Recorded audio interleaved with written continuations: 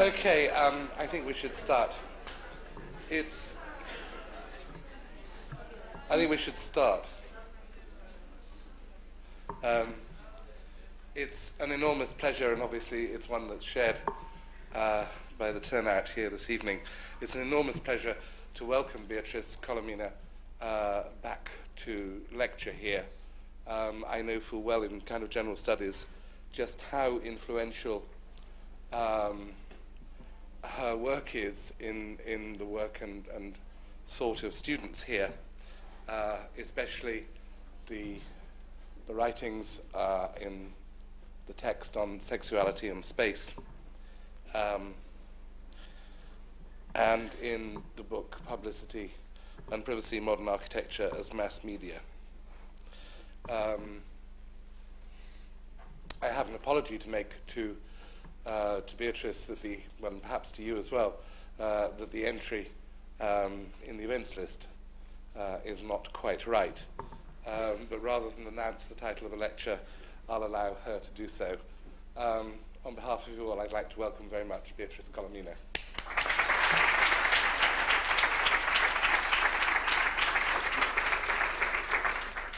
Thank you very much. Thank you very much for coming. I'm, of course, very honored with your presence here. I'm very happy to be back. I must say I had experienced some sort of vertigo yesterday afternoon while I walked into this building, a little bit jet lag still. And I read the announcement of my lecture tonight in the list of the weekly events, where they basically say that I will be giving the same lecture that I gave here 4 or 5 years ago. Or maybe it was longer. Which year is this year? 1996? So it's much longer. Actually, it was 1989. Alvin was still here. It was the year before Alvin's death that I gave precisely that lecture of Le Corbusier. So it was in a way the shock. It was in a way like that of reading one's own obituary, as if I had not changed in 7 years, as if I was dead. Well, of course, I hope I'm not. In fact, since I was here last year, or perhaps the ghost of me was here last year, I had moved to different things. What I'm about to present here tonight is part of my current research project, which is on the relations between modern architecture and war, W-A-R, particularly in the context of the USA and in the years immediately following World War II.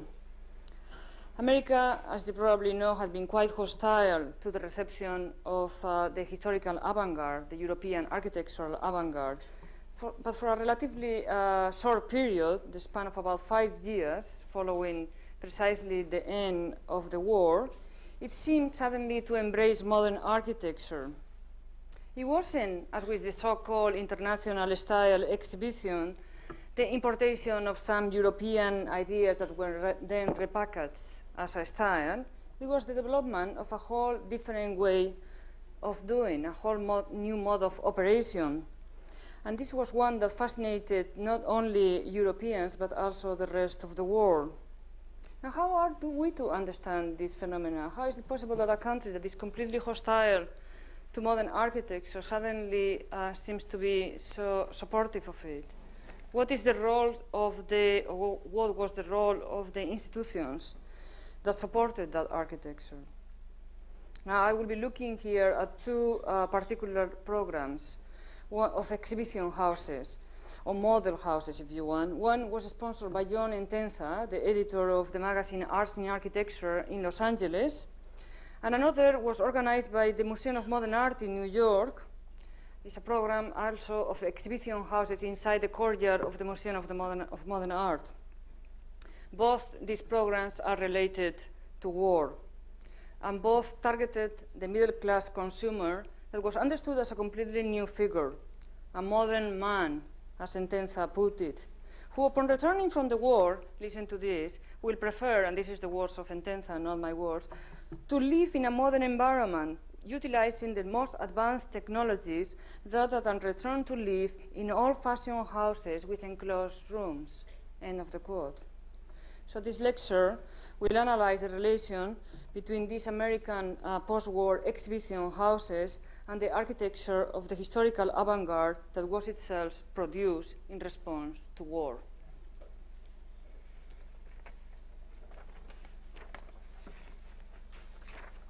A recent conference in New York that was celebrating the 90th birthday of Philip Johnson addressed the American architectural avant-garde between 1923 and 1949, as if the very idea of an American architectural avant-garde and those particular days, 1923 and 1949, were unproblematic. In fact, they are very problematic, as we will see, extremely problematic. Can I have the next slide? So the first question I have for you is, can one really talk about an American architectural avant-garde? And if so, why will it be between 1923 and 1949? What will we have to understand as avant-garde, which is already a problematic category in the architecture of the so-called heroic period, to use the term that was coined by the Smithsons in their brilliant book, The Heroic Period of Modern Architecture. I just noticed the slides are in the reverse. I would like the carousel on the right to be on the left and the one on the left. So please. Sorry about that. It's probably my fault. 1923 was, of course, very important European year. It was the year of Le Corbusier's book, Bercine Architecture, and also of, for example, Mies' famous project for the brick country house. But of course, Le Corbusier, I can do it myself. As you probably know, as you know clearly, was not American, despite his serious efforts to come up with an American version of his magazine, L'Esprit Nouveau, his serious effort with Osanfan, the co-editor of the journal, and here you have them, both of them in this globe. They tried very hard to come up with an American version, but they didn't manage. So one can, and actually L'Esprit Nouveau is the journal in which Bercine Architecture first was published in the form of chapters, in the form of articles. So if L'Esprit Nouveau could not come into English, could not come into America, it will suggest what was actually the case, that was not a very receptive climate for his ideas. Bercine Architecture, in fact, was not translated into English until 1927, and it was here in England, not in America. Only a handful, really a very small number of architects in the USA will have known about it in 1923. There was no notice, I have looked for it, of the book in any American architectural journal. In fact, if one is to take seriously publications, and one should, South Africans knew about Le Corbusier before Americans did. In 1925, the South African Architectural Record, for example, published an article entitled The Modern Movement in Architecture, which deals extensively with Le Corbusier. It will take 3 more years for the American version of the same journal, the Architectural Record, to acknowledge Le Corbusier. It was precisely with an article entitled Modern Architecture, The New Pioneers, that was written by Henry Russell Hitchcock. Even less known must have been, in 1923, Mies' project of the brick country house. Unlike his earlier project for the office building in the Friedrichstrasse of 1919 and the glass skyscraper of 1922, both of which have received some attention on the professional journals in America, the brick country house passed totally unnoticed. Let me give you some idea of the kind of reception that these skyscrapers had in America, anyway. This is, oh, what happened here? Oh, I can go back?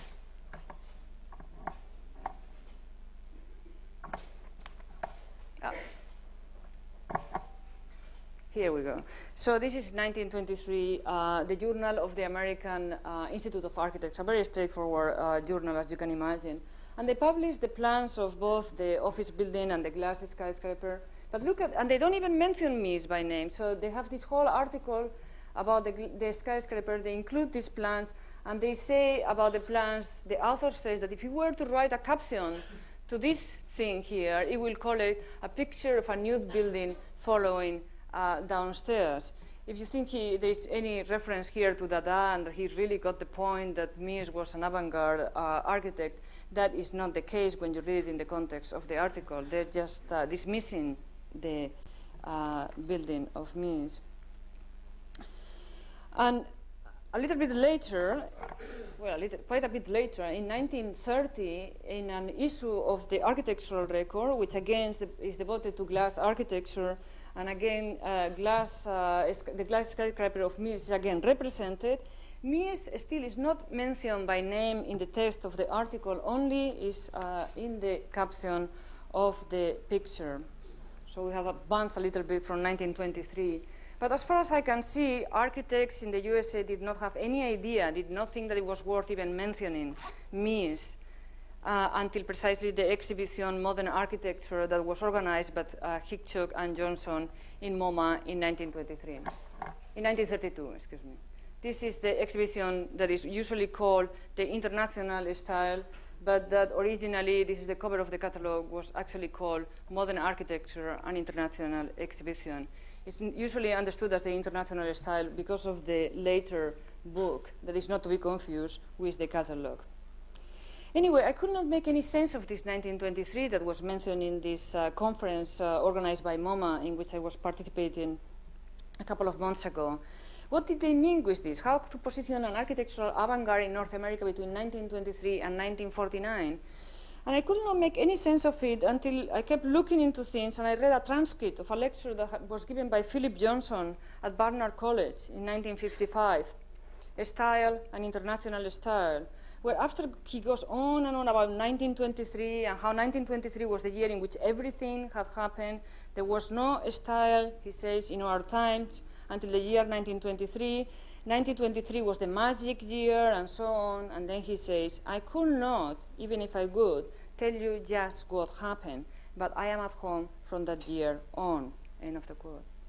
So paradoxically, since all the events that he cites about 1923 are European, the Mies Brick Country House, Le Corbusier's Awesome Fun Studio, etc., then we can say that Johnson is at home away from home, a metaphor itself of the modern house.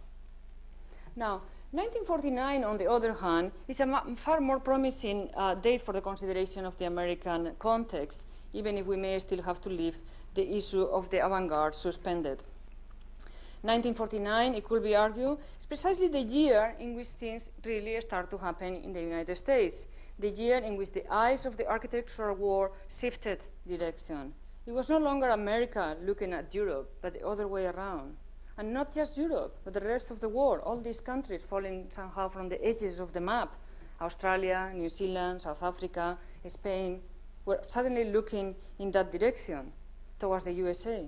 If this is what we mean by avant-garde, then it could be argued that 1949, or in any case, the immediate post-war years, coincide with the beginning of an American architectural avant-garde rather than with the end, as this conference was proposing.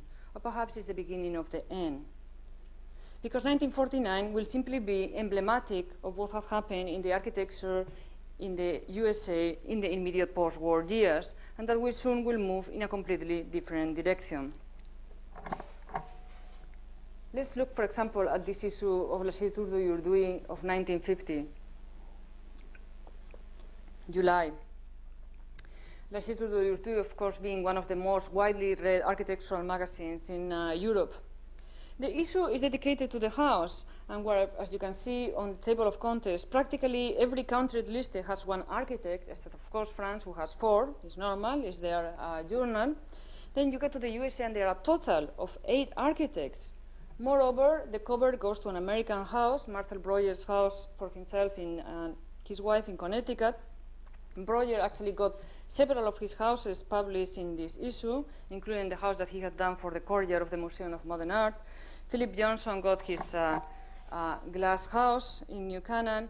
Pierre Sarraud got his Motherwell house. Richard Neutra, his case study house in Santa Monica.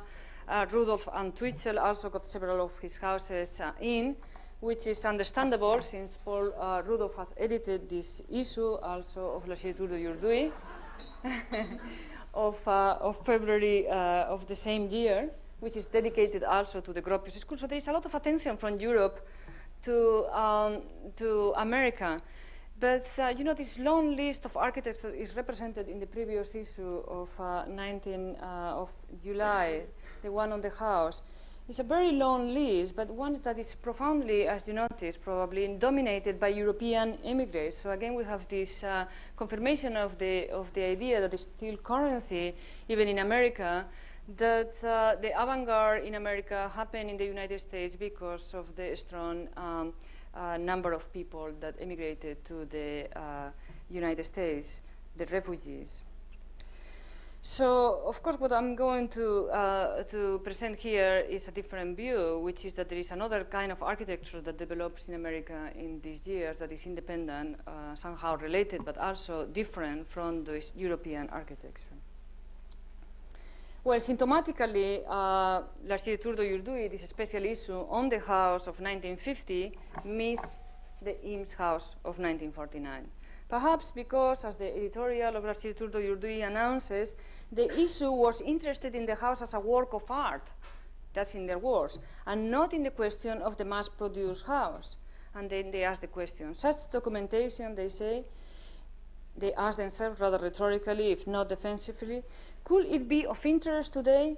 And they answer themselves, we think so. The work of art is gratuitous by definition, but necessary to man. The Eames house will, in fact, not be covered by l'architetture d'aujourd'hui until December of 1953.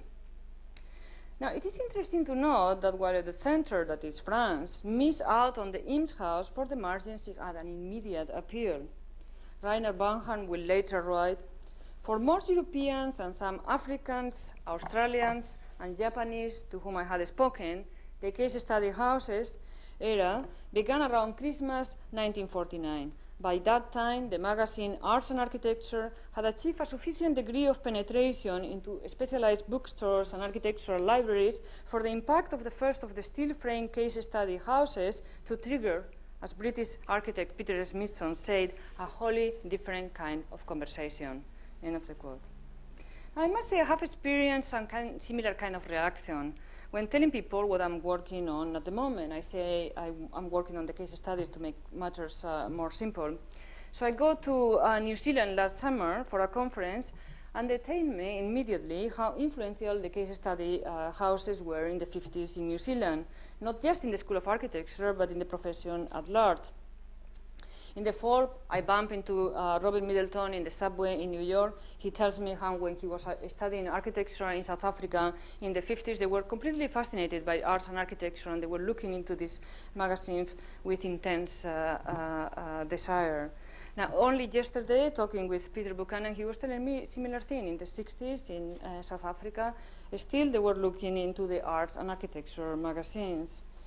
I go to Australia for another conference, and they remind me of Harry Seidler. Of course, they knew arts and architecture. Harry Seidler was one of their buddies. He was very connected to them.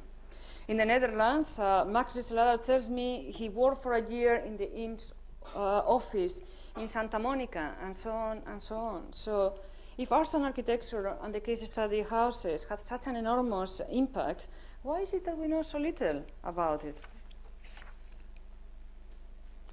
Of course, this is a cover, of course, of Arts and Architecture, and this is the first version of the Eames House, Case Study 8, and the House for John Entenza, Case Study 9, as published in 1945.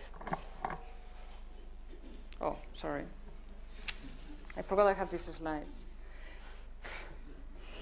There was another country I wanted to tell you about in which this Eames house had already got in as well. Even in Franco, Spain, even in the autarky years, that is when the frontiers were absolutely closed, when nobody could come in, when no foreign publications could actually be important. Nowhere, absolutely nowhere in the world was as far away as Spain in those years. But apparently, the Eames house managed to sneak in. I don't know exactly how it happened. And may have exerted, as you can see, some influence on the subsidized housing programs that were done under Franco. This actually is Franco. I'm sure you don't have any trouble recognizing him with his sunglasses. And there's been some housing developments. And on the right is the interior of one of these apartments in Cañorroto, one of the housing projects from the mid-50s that were developed under Franco. The program was actually run by a group of young architects, militant fascists, profoundly Catholic, and in love with modern architecture, in case you still thought there is some incompatibility between any of these things. Some people in America think that modern architecture equals left. That is not correct historically. That first steel house, going back to the quotation of Rainer Banham, that have triggered, in Peter Smithson's words, a wholly different kind of conversation, was, of course, the Eames House, number 8 of the case study houses program in California, into which the Eames has moved precisely on the eve of Christmas 1949. The case study house was, as Banham had noted, overwhelmingly Charles and Ray Eames in foreign perception. That explains, of course, that foreigners thought of it as 1949, even if the program had actually started in January 1945, that is a few months before the end of the war. But 1949 was not exclusively a West Coast phenomenon. It was also the year in which MoMA built the house of Marcel Breuer in the courtyard of the Museum of Modern Art. Here you have it in the catalog, and in the courtyard here, of course, is the back of the Museum of Modern Art, you can see. It's important to note that the house had an independent entrance on 54th Street, and that the visitor was provided with an address, 4 West 54th Street, and was charged a separate admission to enter into the house. It was the house for a commuter, as the museum described, the prototypical, they say, upper middle class mom of the 50s, employed in the city with a wife and 2 children living in the suburbs. Now, was this man, this commuter, likely to own modern art? Not really. But nevertheless, he was this new individual, this new figure that the museum is targeting, was already related or tied to the museum through a whole new series of programs, such as the Good Design programs that were initiated by Kaufman. Here you see Kaufman with Ray Eames in Chicago. Those are the Good Design programs where the museum was introducing all these objects of everyday life for the consumer. Now, there is a precedent, actually, that I will show you briefly for the Good Design programs, which is the useful objects under $10, which had started even in the years before the war, slightly before the war. Here you have some pictures of in the newspapers and the kind of preoccupations that journalists seem to have with the introduction of objects of use into the museum. Is it pretty, but is it art, or is it art, but it is pretty? Well, we have to read this house in the courtyard precisely in the context of these programs. Among the many consumptive needs of this man, of this commuter, was a house, a suburban house, not a work of art. In fact, the museum went out of its way to solicit bids from construction companies to build the house in different versions in the suburbs of Connecticut, New York, and New Jersey. The plans, here you have the prices. They have several constructors that were promising that they will build the house for the amounts that you see on the right. And there were several versions of it. You can have it with 2 bedrooms or with 3 bedrooms, and the price will change according to the material. So imagine the museum getting into all of that. The plans also were made available, so you could buy the plans. The house, therefore, was not a unique art object. It was better, or it was closer to a prototype. Now, to some extent, the museum addressing the commuter in this way is like the museum undoing itself. Where there is some art in the house, not very much, the TV was clearly most interesting to most visitors. Here, let me show you more pictures of the newspapers. No newspaper fails to represent this TV. There's always, I mean, if they have to have only one image, that image is of the TV designed by Breuer, which is also remarkable because he introduced, and imagine an architect doing that, he's the first one to have thought about the remote control. So you see this little coffee table there with these knobs and so.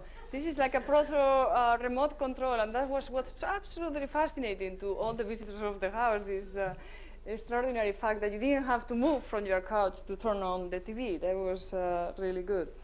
Anyway, it was incredibly successful. 70,000 visitors went through the house, and that apparently was one of the most successful exhibitions that MoMA had done until that point. The event, as you can see here, received also enormous publicity. from the press, the popular press, and also the professional press, and also national press and foreign press. The museum, in general, had re-aimed itself at the middle class immediately after the war. Now, it will be important then to assess the influence of the programs of the museum during the war years. Broglie House was not at all the first full-size architectural structure built inside the museum, as the official history of the museum claimed, this big fat book, The History of the Museum and its Collection, and they have entirely blocked from their memory the fact that there was, and they say that the Broglie House was the first built structure inside the museum, and to do that they have had to entirely block the fact that there was another structure in the corridor before. In 1941, Buckminster Fuller had his Diamaxon deployment unit that was, of course, developed from a standard metal grain storage bin, and that was completely prefabricated, was installed in the museum garden. The museum called it Defense House. Here you have, on the left, the MoMA bulletin, on the right, on the left corner, announcing a delay in the opening of the exhibition of the Defense House. They say Navy priorities have prevented the delivery of the house. And on the right, you have the two deployment units that Buckminster Fuller had used to make this defense house. The interior was organized to accommodate a family of 6. He had an original unit, which is 20 feet in diameter, that he says could serve as living room, but they also can be divided into 3 rooms by means of curtains, as you can see in the plans. And then there is an adjoining 15-foot unit that has the kitchen and the bath and a separate bedroom. Shelves, lighting equipment, plumbing, and closets were also built in. The units that had been serving as military barracks and furnishing as military barracks a sleeping space for 24 soldiers on double-decker cots could, the museum insisted, be manufactured at the rate of $1,000 a day at $1,500 each. Barracks had been turned into mass-produced, infinitely rearrangeable modular housing units. Let me show you some more pictures of the inside of this thing. And even at a certain point, and this is a constant, actually, with all these houses in the corridor of the museum, that at some point they are used as background for fashion shots. There was another precedent, actually, of a structure to be built in the museum garden, even if in the end it did not materialize. And it also comes, not surprisingly, from the war years. According to Peter Galassi, which is now the director of the Department of Photography in the museum, Edward Steichen, who had worked as a photographer for the Army in World War I and for the Navy in World War II, and that you can see here on the right in his uniform inside the museum organizing the exhibition Road to Victory. Well, this person at a certain point brought a Kunstset hat to the museum in 1944 to be placed in the museum's garden and used as exhibition space for the photography department. This was all part of a plan of extension of the photography department that in the end it didn't work out. The Kunstset hat was in the museum, but in the end it had to be sold at a loss. Now the Kunstset hats were of course very available in the immediate post-war years. The Navy, which has been using it for deployment units, was trying to get rid of them. And so already in 1944, you have these kind of advertisements in professional magazines, like the Architectural Record, that is printing ads saying a peacetime, announcing a peacetime use for the Kunstset hat. And on the right, you have Pierre Sarraut's house for Robert Motherwell, the painting, that also used Kunstset hat. You see that it's half, I mean, the house goes also underground, so it's partly a shelter as well. So he used this Kunstset hat to build the studio for Motherwell in East Hampton. It's now destroyed in 1948, a house that actually had appeared in that issue of L'Archive d'aujourd'hui that I saw you. But in fact, the museum garden was occupied by the military in more than one way. During the war, the museum garden was used as an entertainment center for the troops of all allied nations. Here you have a clipping of the newspaper with the soldiers inside the garden of the museum. They occupied the garden in the same way as they were occupying the front covers of the museum bulletins. Here you have a picture of the soldiers in a party in the museum garden, and on the right, a picture that appeared in one of the MoMA bulletins of the war years. Now again, these post-war houses in the garden have to be understood in this context. This transition from military to domestic is unambiguous in the museum's collaboration with the Ladies' Home Journal for the exhibition Tomorrow's Small House that was organized by Elizabeth Mock in the years immediately after the war.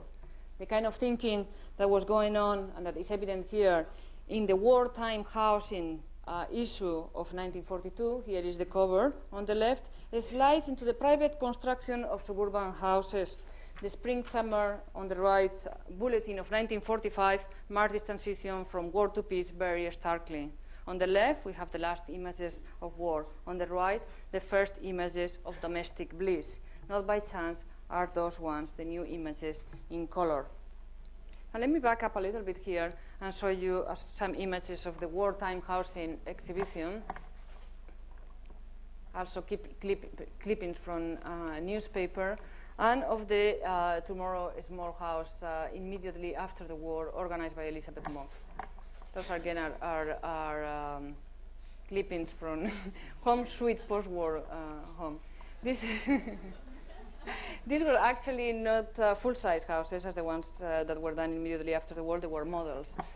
And they were actually raised at eye level so that the visitor could peek into the spaces to get a sense of what was going on. Done a pretty homey, yeah.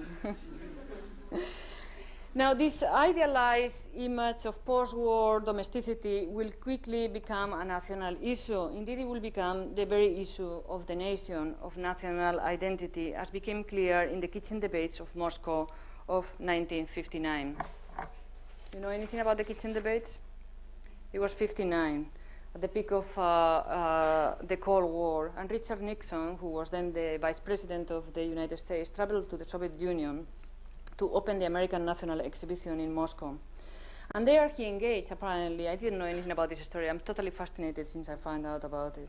He engaged in this very heated debate with Nikita Khrushchev about the virtues of the American way of life versus the Russian way of life.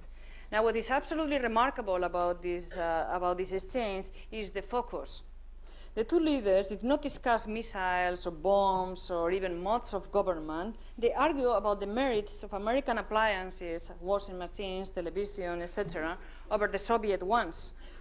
The debates, therefore, became known as the kitchen debates. It was really a stroke of genius on the part of Nixon, because any discussion on the missiles, on the arms, and so would have been devastating for the Americans that were way behind the Russians in that respect. But he managed to completely turn around the issue, and before you knew, these guys that have been arguing all along, and you can see in these pictures, it seems like they're about to hit each other. I mean, this one probably seems like he goes like that, and they are perfectly happy there looking at this kitchen.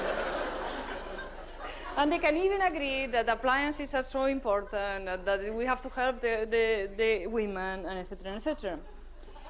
For Nixon, the superiority of the American system rested on the idea of the suburban home, complete with modern appliances and distinct gender roles. He proclaimed that the model home with a male breadwinner and a full-time female homemaker and adorned with a lot of consumer goods represented American freedom, nonetheless. To us, he said, let me quote you. I mean, it's not a joke. He says, to us, diversity, the right to choose, is the most important thing. We have many different kinds of washing machines, so that housewives have a choice. The American National Exhibition was a showcase, as you can see now, of American consumer goods. But the main attraction by far was the full-scale model house, a 6-room ranch-style house filled with modern appliances. Therefore, the house that had resulted from the war was now itself being deployed as a weapon in the Cold War. How else can we understand can we account for the extraordinary success of the good design programs in the Museum of Modern Art and of the houses in the garden? The issue here is, of course, the nuclear house, the house for the nuclear family in the nuclear age. Not by accident, as the same issue of Life magazine that is devoted to the kitchen debates also include an article on a couple that spent their 14-day honeymoon, on the left here, in a Miami fold-out shelter. Here you have them in their lawn of their house with their wedding gifts about to get into their shelter, which is right there in the back. And a couple of years later, Life magazine again on the right photograph a Cold War family in their fallout shelter. Well, where are we already? No? We are now already in 1959. Let's go back. I mean, this is really outside of the frame that I have defined for this lecture. I just did this to give a context to this obsession, this American obsession with the house in the war years. But let's now go back to these immediate post-war years. Let's go back into that 1949 house in the museum garden. Here you have actually the visitors into the house, touching everything. I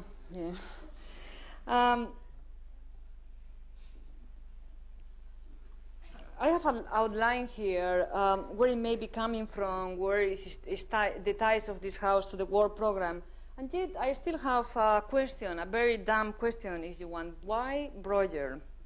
Why did Johnson, who had just taken up the direction of the Department of Architecture and Design in the museum, choose Breuer to do this house? Why not Mies, who he had always supported, or why not Le Corbusier? Of course, Breuer had been Johnson's teacher at Harvard, and Johnson has always been very sentimental about him. In a recent issue of the GSD News, Johnson still goes on and on about how Breuer was simply the best teacher of architecture he ever worked with, and how Breuer was really an artist in the field of architecture. Okay, so he was a nice guy for Johnson. But he certainly was not Mies or Le Corbusier, was he? Nor was the house admired as a work of art either. Indeed, it has always been looked down, even by Breuer himself. He always said that it was not his best project. He looked down on it. He said that he justified by saying that he preferred to work on concrete on specific sites with real families and so on, that this was very theoretical for him, and that's probably why it was not that good. What is radical indeed about the house is not the form, but its context. The very idea of an exhibition house in the garden of the museum designed for a commuter rather than for an art collector, according to a militarized logic of mass production for a generic middle-class suburb, a house that could be reproduced by anybody, anywhere. The program of the houses in the garden constitutes a shift in the policies of the Department of Architecture from the pre-war years, a shift which is perhaps reflected in Johnson's introduction to his book, Built in the USA, Post-War Architecture, a 1952 book that accompanied an exhibition in the Museum of Modern Art. And Johnson writes in the book, of course, this is Rudolph's house, or Healy in Florida, which is first illustrated in this book. And he says in the introduction, Johnson says in this 1952 book, he says, "The battle of modern architecture has long been won. 20 years ago, the museum was in the thick of the fight. But now, our exhibitions and catalogues take part in that unending campaign described by Alfred Barr as simply the continuous, conscientious, resolute distinction of quality from mediocrity, the discovery and proclamation of excellence," end of the quote. So the department in architecture, in other words, was no longer at war. It no longer feels the need to present an avant-garde architecture. They had become referees. In the tradition of the so-called by the museum service exhibition, initiated by John McAndrew and expanded by Edward Kaufman in 1950 with the good design programs. Don't forget that Edward Kaufman is the son of the Kaufman department stores. Therefore, all this good design program is connecting the Museum of Modern Art with the consumer world of the department store. So we have to read these houses in this context. The museum had, at this point, become, as if they were referees in the tradition of this good design, these tags that were attached to the things that were good, in the same kind of logic, this pot is good, this pot is not, this house is good, this house is not. This is what applies to the decision of this architect in the courtyard of the museum. Now, can one talk about an avant-garde here? Not really. The house in the museum garden is as avant-garde as the pots that the museum was endorsing in collaboration with the Merchandise Mart in Chicago. But Johnson, when he says that the battle of modern architecture has long been won, was actually quoting Barr. He says he's always quoting somebody who had, I mean, actually it's true. I went back to the issues of the bulletins, and he had actually said something very similar. He had said, in 1944, precisely, in the middle of the war, in the previous book called Built in the USA since 1932, he had said the battle of modern architecture is won. Now, understanding the museum's programs as military campaigns was not new. Already in 1931, in his preface to the International Style, Barr had identified the project of Johnson and Hitchcock as a military campaign to introduce modern architecture into the United States. Now, it will be possible, of course, to dismiss this rhetoric as part of a widespread tendency among art historians to use such terminology, battle of style, etc. But to do so, to dismiss it as just rhetoric, will be to ignore first that the so-called modern movement in architecture was born around World War I and is inseparable from that episode. And second, that in 1944, that is the year that Barr proclaims victory, the country was at war. MoMA was at war with itself, in more than one sense. That is, not only that the museum was deeply engaged in military programs, but also was at war with itself. Barr, here on the left, had actually been fired as the museum's director in 1943. In the end, Barr actually didn't leave, and he was somehow rehabilitated later in 1947 as director of the museum's collection. Now, the idea of victory pervaded 1944. From 1943 on, all sorts of advertisements appear in journals which use these big Bs from rags that I don't have the slide here, big rags with a big B inscribed in them that appear advertised in several architectural magazines. To this ad that you can see on the right appear in an architectural record, and even dresses are for victory. As I don't know whether you can see here. I'm carrying my share for victory. So even dresses are part of this campaign. And suddenly, looking at this catalog of the Museum of Modern Art, Art in Progress, of 1944, which is commemorating the 15th anniversary of MoMA, and all I can see is that B, which I never saw before, even if I own a copy of that catalog from a long time back. And of course, it's the 15 tilted, right? But I don't see the 15 anymore. All I see, because of the period, is that B. Could it be unintentional? And back to the Breuer house. What are we to make of that V-shaped roof, particularly when we realize that the first time that he had introduced this feature, which of course is clearly indebted to Le Corbusier Errázuriz house in Chile of 1930, is precisely in his veterans house of project of 1943. Unintentional it may be, but that doesn't mean that the unconscious is not playing a part. Now, the way that the museum design program emerged out of World War II echoes the relationship between modern architecture and World War I. As I argue at length elsewhere, architects like Le Corbusier conceive of their architecture as a surrogate military campaign. Architecture is war by other, and more preferably means. This is actually the cover of this fantastic book, The Canon de Munition. Thank you, housing, or houses, right? And now you prefer to do war.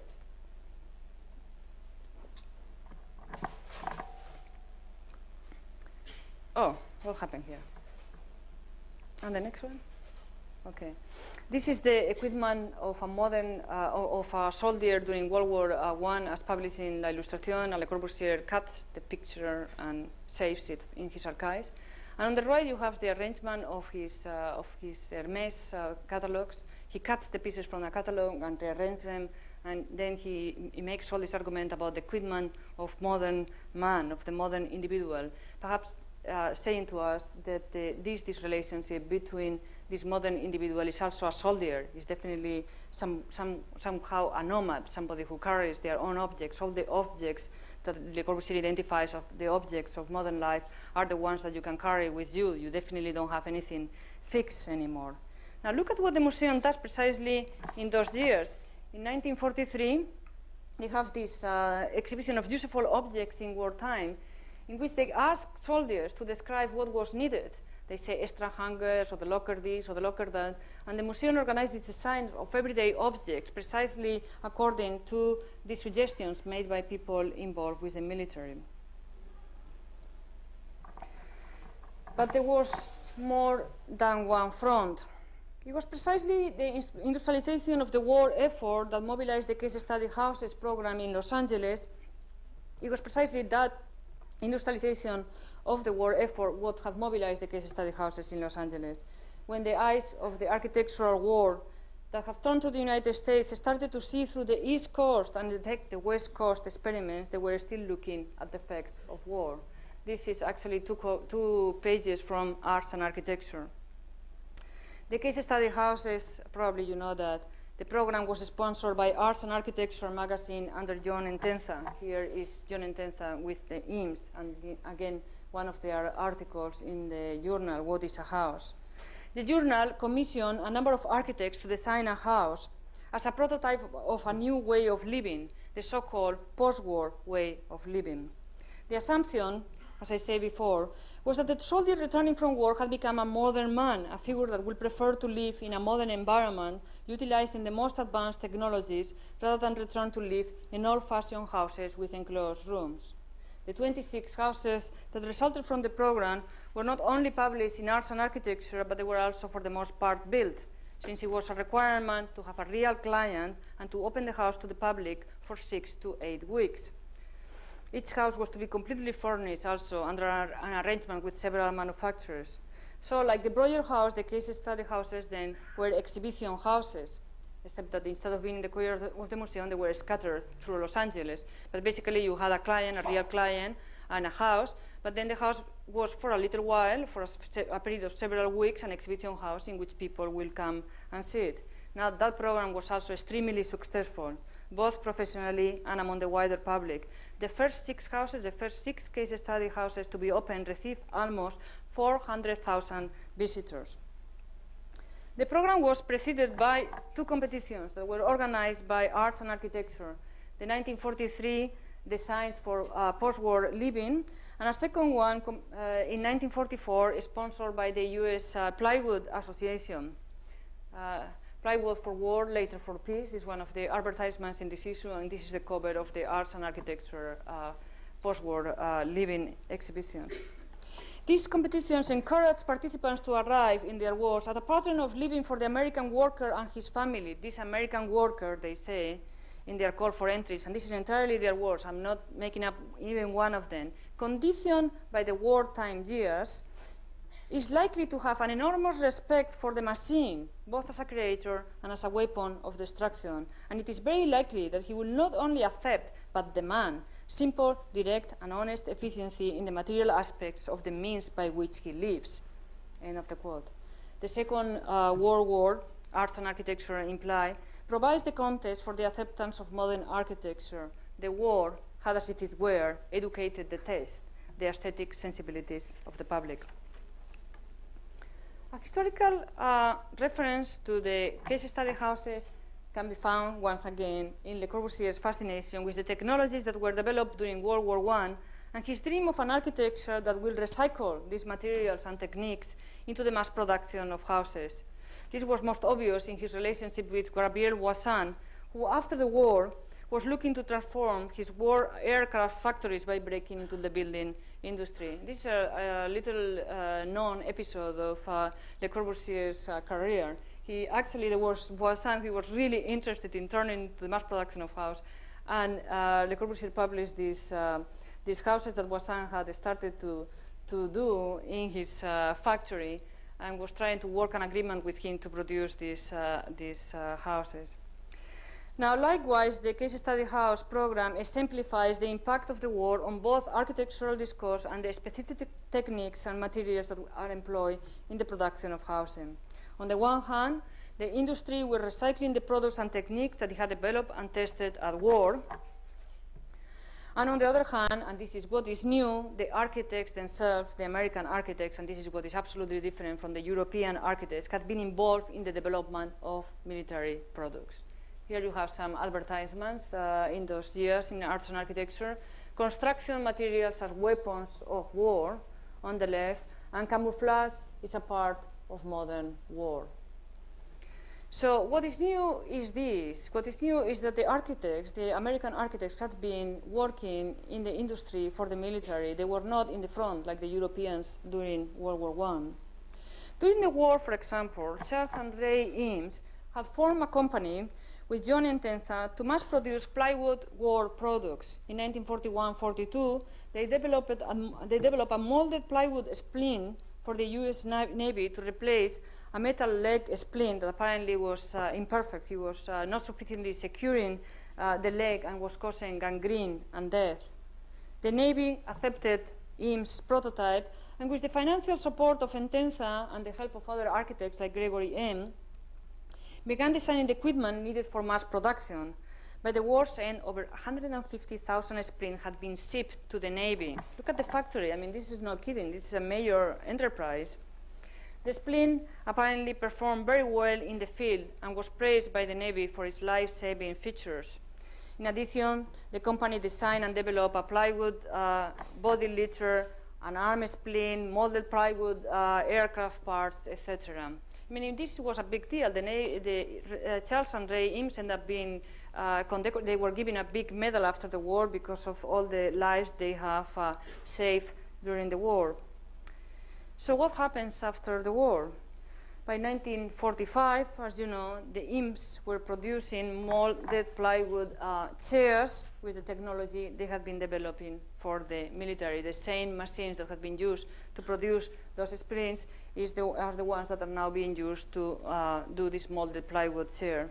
Here you have on the left Charles in one of the plywood lounge chairs of 1946. The position of his leg indicating that perhaps he has not forgotten where it all comes from. They also get into the production of molded plywood furniture, molded plywood animals, lightweight plywood cabinets, and even plywood Christmas decorations, actually made out of leftover splints, and they cut them in to make Christmas decorations. So military equipment has become the basis of domestic equipment. Now, these obvious displacements from war to architecture can be found throughout the case study houses program in more subtle ways. The very idea of standardization, for example, was very much part of the program's agenda. Every component of the Eames house was selected from a steel manufacturer's catalog and bolted together like a Meccano set. The house for John Entenza, on the right, also designed by Eames and Saarinen, was built from exactly the same standardized elements, but was very different architecturally. Here you have the Eames house on the left in construction, and the house for John Entenza, also by Eames and Saarinen, same elements taken out from manufacturers of aircraft parts. This is actually the house in construction. It took, and this is interesting to know, only a day and a half to get the structure of the Eames house up. One is again reminded, or at least I am reminded, of Le Corbusier, who, in relation to his potential collaboration with Voisin in L'Esprit Nouveau, he had written, "Houses must go up all of a piece, made by machine tools in factory. It is in aircraft factories that the soldier, thus architect, have decided to build the house. They decided to build this house like an aircraft, with the same structural methods, lightweight framing, metal braces, tubular supports." End of the quote. Now, from that point of view, the Eames house presents precisely the representation, represents the realization of Le Corbusier's dreams. Like Le Corbusier, you may know that, Charles Eames was an avid reader of catalogs on marine and aviation equipment.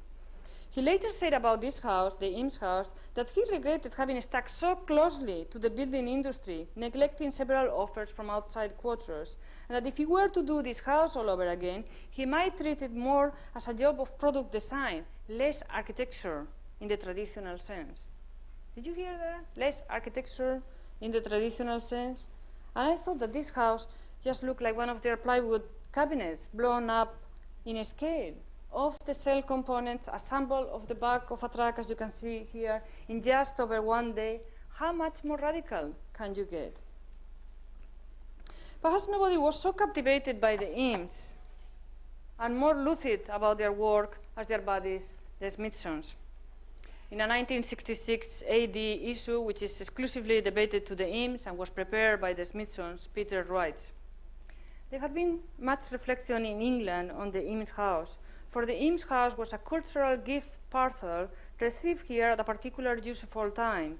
The bright wrapper has made most people, especially Americans, throw the content away as not sustaining. But we have been brooding on it, working on it, feeding on it, end of the quote. The house for the Smithson, or in this quote, is an object, a gift all wrapped up in colored papers. This comment, of course, reflects so much of the Smithson's obsessions, so much of what they saw as new in the Eames, the attention to objects, objects which they understood as remnants of identity, the love of ephemera, of gifts, of color wrapping paper, and so on. But the idea that the house was a gift, here you have the drawings of the house on the left and the drawings of the plywood cabinet on the right, in case there is any doubt still about the extreme similarity between these two things. The idea that the house was a gift points also to the constant shift in scale in Eames' work, from the house to the cabinet, but also to children's furniture, to toys, to miniatures, like, for example, in this, I mean, even the toy, you know, the package of the cabinet is done in such a way that it's designed by the Eames themselves so that it can be used to make this children's village. They also have this toy model house for the Rebel company, which never was realized, but it's quite an interesting project, I think.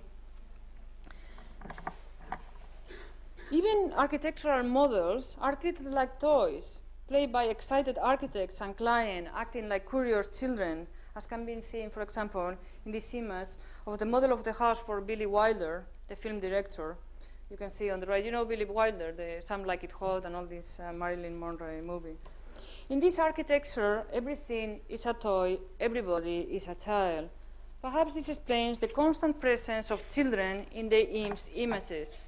Since when have we had so many children in architecture? The Eames saw everything, absolutely everything, through the camera. This explains the astonishing continuity between work in so many different scales. If the eye is the eye of the camera, size is not fixed, but continuously shifting. The Eames, as you can see in this picture, used to shoot at everything. This was surely not not just an obsession with recording everything. There is that, no doubt, but there is also something else. They are making decisions on the basis of what they see through that lens. There is a curious letter, actually, in the Eames archives from, which belongs to, comes from Ludwig Glasser, who was then a curator at MoMA. The letterhead of the letter is from MoMA. And in this letter, he tells Eames of how late one night, when leaving the museum, he had seen Charles Eames inside the Newton show that was opening the next day on Madison Avenue in New York, and caught him photographing the show before the opening. He says,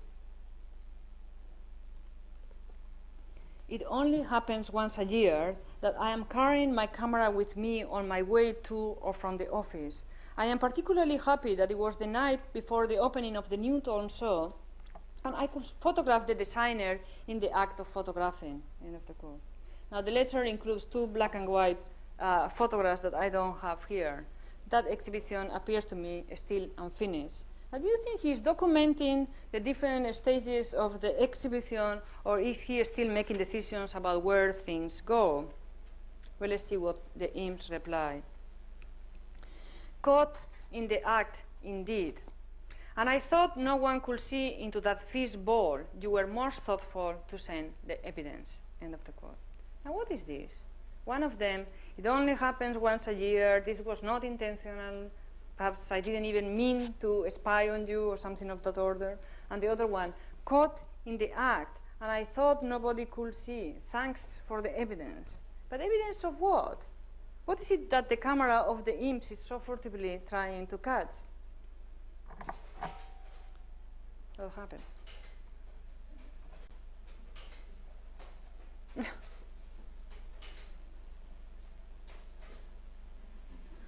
Should I do anything, or is somebody there? Oh, yeah, got stuck.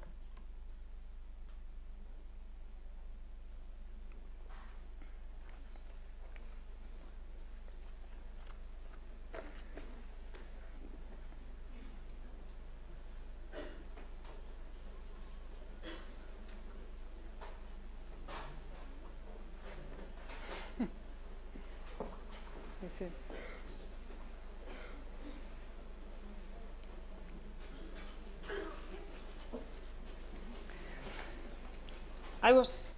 I'm almost there. No. Blank, there was a blank there. Yeah. I've always been fascinated by this picture of Billy Wilder and his wife, Audrey. It's taken, as you can see, from the back seat of a fast car. They were on their honeymoon. And the photographer? Charles Eames. Believe it or not, the Eames accompanied the Wilders on their honeymoon. It was a trip to Lake Tahoe in July 1948. They say they were photographing Virginia City and Lake Tahoe. They were friends. Arriving in California in 1941, Charles Eames had worked as a stage designer for the MGM movie studio. He worked under Billy Wilder. Eames later said that he had learned more about design by watching Billy Wilder than from working with any architect. To think about the Eames architecture, I think, is to think about this extraordinary intimacy with film, an intimacy that marks a distinct shift from the production of the historical avant-garde. This shift can be seen between the first and the second version of the Eames house. The first version that you can see here, the Bridge House, that was published in Arts and Architecture in 1945, was obviously based on Mee's sketch of the glass house in the hillside of 1934. This scheme was rejected in 1947, precisely after Charles had come to MoMA to photograph the Mee's exhibition in which that sketch was first exhibited. Eames already knew that sketch, there is no doubt about it. In fact, he says that he didn't see anything new in the projects that were exhibited in the Mee's exhibition, but he was impressed anyway by the Mee's design of the exhibition itself. Shortly afterwards, the Eames came up with a completely new scheme for their house. In this house, the camera eye that organized the architecture of the historical avant-garde has been displaced by a multiplicity of zoom-in eyes. Not by chance, the famous film House, after 5 years of living, is made up entirely of thousands of slides. Every single aspect of this house is scrutinized by those all too intimate eyes. The camera moves up close to every surface, every detail, but they are not details of the building as such, they are details of the everyday life that the building makes possible. It is their own life, and of course, and they were always recording it. In the last few months, I have been going through boxes of documents belonging to the Eames archives, shuffling through their papers, peeking into their correspondence, going through their so-called publicity files where they keep track of absolutely every notice of their work in the press, in professional journals, in catalogs, in advertisements, etc. I thought, having spent so much time in Le Corbusier's archives in Paris, that Le Corbusier was the most compulsive filer that one could find, that only he could keep track of absolutely everything. That was before I met the Eames. With the Eames, the stuff of everyday life enters the archives. They keep track of such mundane things of what they ate at the office on a particular week. I mean, they have menus. They used to eat all of them in the office. They have menus with 2 choices of sandwiches, typed and kept in the archives. They keep lists of the clothes that they were taking on a trip. They are all typed there and filed away in the. Even the memos of who called on what day and at what hour, what the message was, are filed away there. I mean, if you ever call the Eames for any reason, you are there. So what is the difference with Le Corbusier? Le Corbusier, because Le Corbusier, of course, he was always obsessive about that. I mean, he would go down the beach and pick up a shell, and that shell is now classified in La Fondation Le Corbusier, and he will make a doodle in a napkin in a restaurant. That napkin is now in La Fondation Le Corbusier. So what is the difference? Le Corbusier considered film, as you know, the best medium also to represent his architecture. In his movie, that perhaps you know, one of the images is in the weekly events with Pierre Senal, La Tour de Jourdui, he moves through the space of this house. His house is Villa Savoie, Villa Gaz, Villa d'Abri. While taking his jacket off, he just goes on completely dressed up. In-house, after 5 years of living, the Imps take the opposite approach. Everything, as the title indicates, is about living in the house. The focus is extremely close: flowers, bags, eggs, pots and pans, crockery. While Le Corbusier had included figures to provide a scale and perhaps to insist that he's just visiting, in the Imps films there are no figures, only traces of ongoing life. Le Corbusier's film, as you remember, is all horizontal panning, like the modern house which frames a horizontal view. The Imps film is just a collection of slides, as you can see here. This is consistent with the house itself. It is impossible to focus on the Imps house in the same way that we do in a house of the 20s. Here, the eye is that of the TV watcher, but not the TV watcher of the 50s with one TV, but closer to that TV watcher of today with multiple screens, some with different programs, some with lettering, some without, all viewed simultaneously. It helps concentration to focus in more than one story at once. Now, to some extent, the Imps had pioneered precisely this mode of viewing. They were experts in communication. In 1959, to that Moscow exhibition, they were there. They brought the glimpse of the USA to Moscow, with its 7 screens that were suspended between Buckminster Fuller's geodesic dome. 2,200 still and moving images, some from Billy Wilder, some like it hot, were presented in what they call a day in the life of the United States. Buckminster Fuller, who was also there, he did the dome actually, later said that nobody had done this before and that advertisers and filmmakers will soon follow. To conclude, unfortunately, this Wilder house, which was modular in plan and assembled out of prefabricated, again, off-the-shelf parts, was never built. Indeed, it was one of the last architectural commissions that the Imps will undertake. When asked why he turned away from the practice of architecture, Charles said, "That's partly the result of my chickening out. Architecture is a frustrating business. You work on an idea, but standing between you and the events are many traps. The finance committee, the contractor, the subcontractor, the engineer, even politicians. All of them can really cause the concept to degenerate." End of the quote. Now, although the Imps continue, or at least Charles, continued to think of himself functionally, as he will say, as architect, his attention turned from architecture per se to other projects where he had, as he put it, a more direct relationship with the end product: films, furniture, and exhibition design. Now, in the meantime, the number of architects that are chickening out of architecture in the United States is increasing, as you know, by the hour. It will seem that experimental work in architecture today is rarely found outside the gallery and of the university. The American architectural avant-garde, we still may want to use this term, I'm not sure that we do, has become some kind of installation artist. Thank you.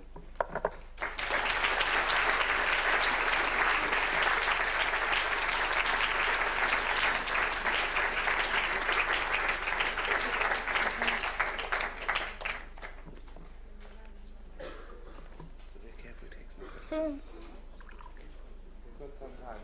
Oops. Are there any questions?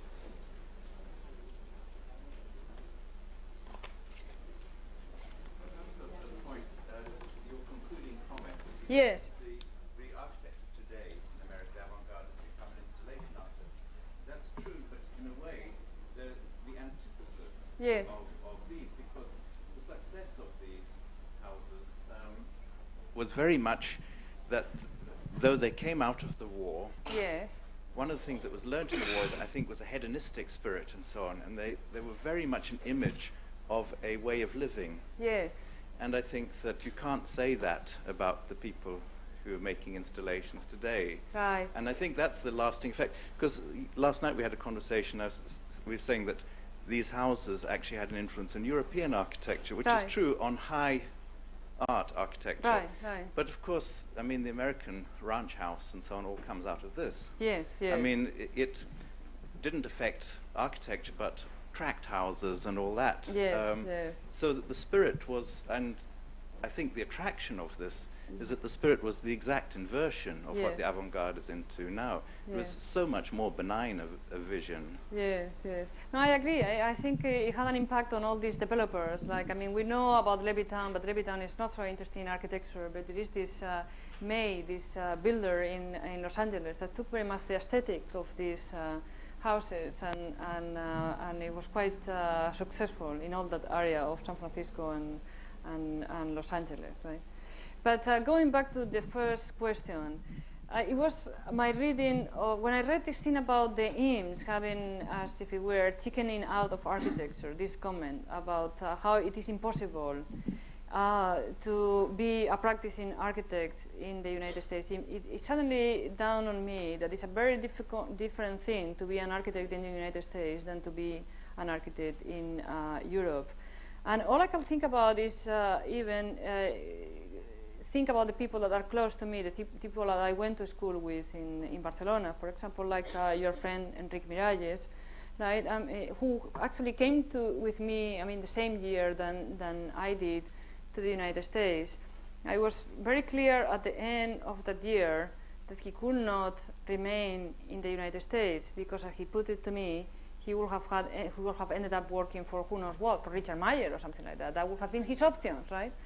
And so he went back to Barcelona, and that was the right thing for him to do, because in Barcelona he immediately had the possibility of developing a practice, even if he was not yet 30.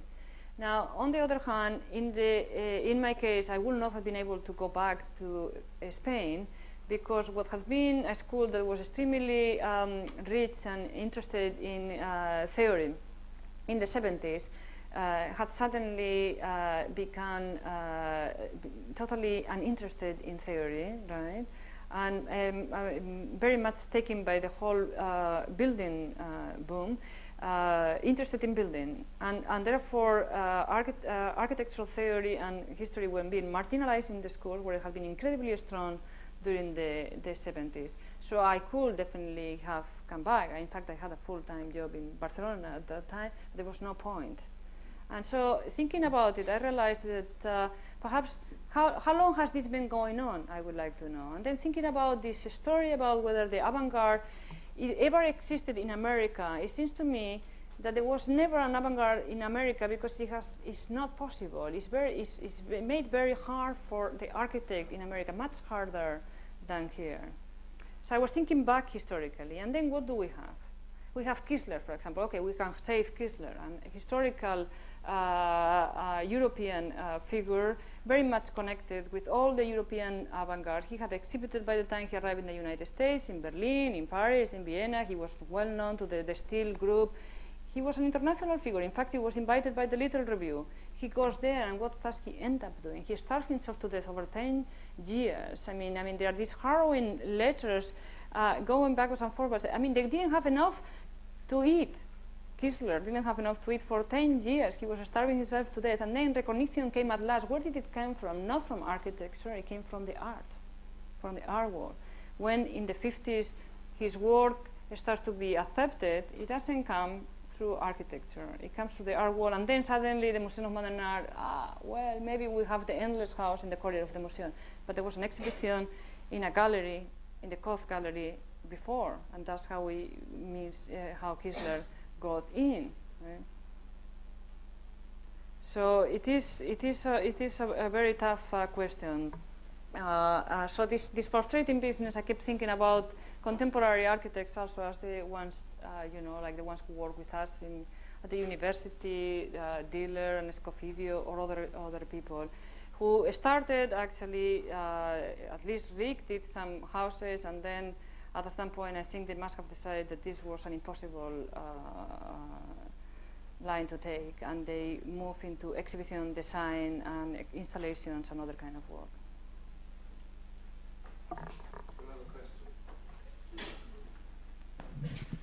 Can I ask you a question about interiors? About the interior? About interiors, yes. Yeah. In the first part of your talk, you made the connection between the avant-garde and military production, which was concentrated mainly on the fabrication processes. Yes. But at the beginning of your talk, you quoted Entenza saying, if I remember rightly, something about how the returning serviceman wanted such and such, and a house with no room divisions. Yes. And I thought this was a very curious remark. Yes.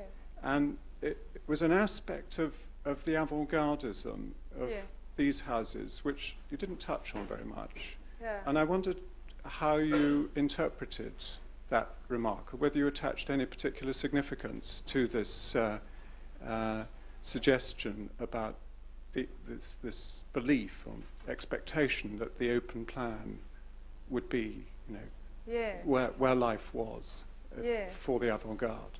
Well, I attach a lot of significance. That's why I quoted it. I think it's very interesting that their perception was that after the war, people will actually demand that kind of architecture. And it's just not an aesthetic issue. It's also a spatial issue, because we say they can no longer tolerate the idea of returning to houses with enclosed rooms. So therefore, is this idea of another conception of a space. So it is not just that the war has educated, if you want, the sensibility to certain forms, but it's also as if the war had changed the understanding of a space. Wouldn't it be? Isn't there also a significance in them being exhibition houses, that all these houses are exhibition houses, and exhibition houses can't have room divisions? Cannot have room. Well, because the people can't see a house with lots of room divisions never works as an exhibition house. But isn't the whole history of modern architecture the history of the exhibition house? I mean, where do we go back to see non-exhibition houses? I mean, the Pavillon L'Esprit Nouveau, Mies houses in the Berlin exhibition, even Barcelona Pavilion is an exhibition house in many ways. The whole history of modern architecture is the history of exhibition house. There is a very important component of that architecture that is, it's not just that they are produced for exhibition, it's that they are exhibitionists. And it's interesting in that sense, right? It is as if precisely because they were produced for that context, at a certain point they start to take on some of the characteristics of that context, of the context of the exhibition.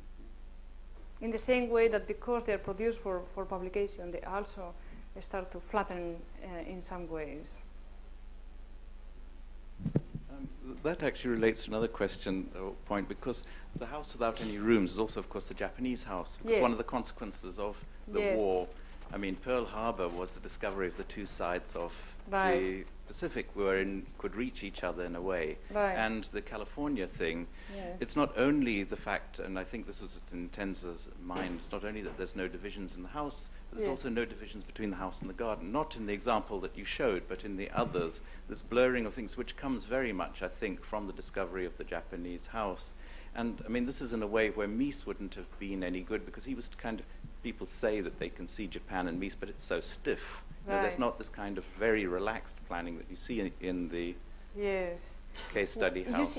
You don't think this so much in the Eames house, because I think the Eames house, the landscape is very much part of the space of the house. But you can still see it a box. And there are other buildings in which it's much, much more developed, this blurring of the distinction. I mean, in Neutra with the oversailing roofs and all that sort of thing. But they are also, and this is very different from the Europeans, I will say, they are very careful I mean, there was a limit to how much I could cover here, actually, in terms of the previous comment about whether I talk about this or not. But there is definitely an issue about landscape. There is this beautiful drawing of the imps in the archives, where they have the site, and they have gone to so much trouble as to draw every single tree, measuring the diameter of the tree and the height of the tree. So, I mean, analysis of the site consists on also taking account of every single thing that is on that place, every single tree. They were extremely careful. The design of the space outside of the house is part of the architecture. Also, believe it or not, in the garden of the museum, which you will think is not possible because it's just such a small space and no. But they did use that space, and they thought about it. They thought about how will be that house outside of that courtyard, how will connect with other houses, what will be the space outside of that house. So the outside becomes part of the inside. The house is defined also by this space outside of it.